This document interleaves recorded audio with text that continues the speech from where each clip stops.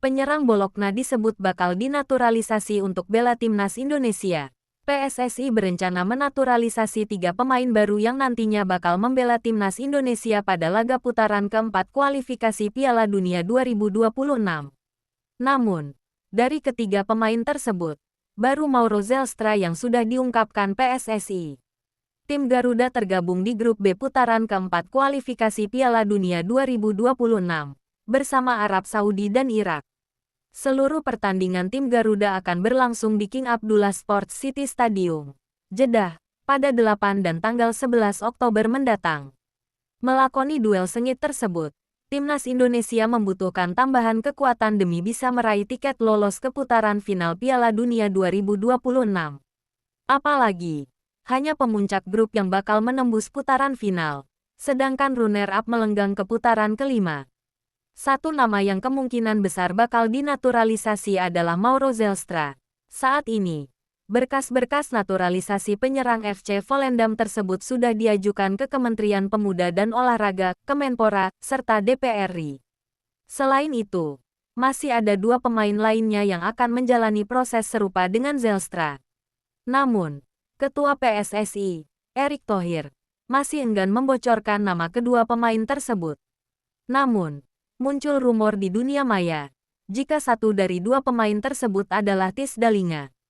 Saat ini, pemain berusia 24 tahun tersebut memperkuat Bologna sejak 2024 dan menjadi satu di antara sosok penting di lini depan. Dalinga yang berhasil mencetak 7 gol plus 3 assist dari 43 laga bersama Bologna musim lalu, diproyeksikan untuk menambah daya gedor timnas Indonesia.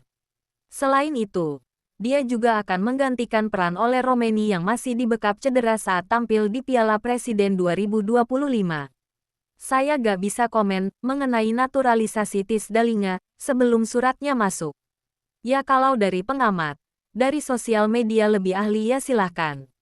Tetapi kami di PSSI kami menjaga. Lanjutnya, Erick Thohir juga memastikan 2 pemain yang masih dirahasiakan namanya tersebut memberikan respons positif terkait rencana membela timnas Indonesia. Bersama Mauro Zelstra, proses naturalisasi ketiga pemain itu bisa berlangsung pada Agustus 2025. Kami sedang menunggu surat-surat dari kedua pemain ini. Saya belum mendapatkan surat-suratnya karena kita dalam naturalisasi seperti ini harus berhati-hati. Ya kita tidak mau menghalalkan segala cara, kata Erick. Prototipe yang kita sudah sukses selama ini bahwa mereka bergabung karena kecintaan kepada merah putih. Ya punya darah Indonesia dan mereka tentu tidak ada komersial.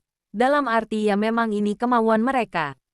Jadi kita cukup hati-hati. Alhamdulillah respons dari kedua pemain dan orang tuanya positif tetapi dokumen mereka belum masuk. Jadi kita menunggu. Nanti prosesnya kita harapkan bersama Mauro Zelstra. Karena kan DPR sedang reses. Jadi kami akan daftarkan pada Agustus. Mudah-mudahan kita dapat kemudahan, tambahnya. PSSI disebut berusaha keras gaet Miliano Jonathans untuk segera membela timnas Indonesia. Teka-teki siapa 2 pemain keturunan baru yang tengah dinaturalisasi mulai terbuka.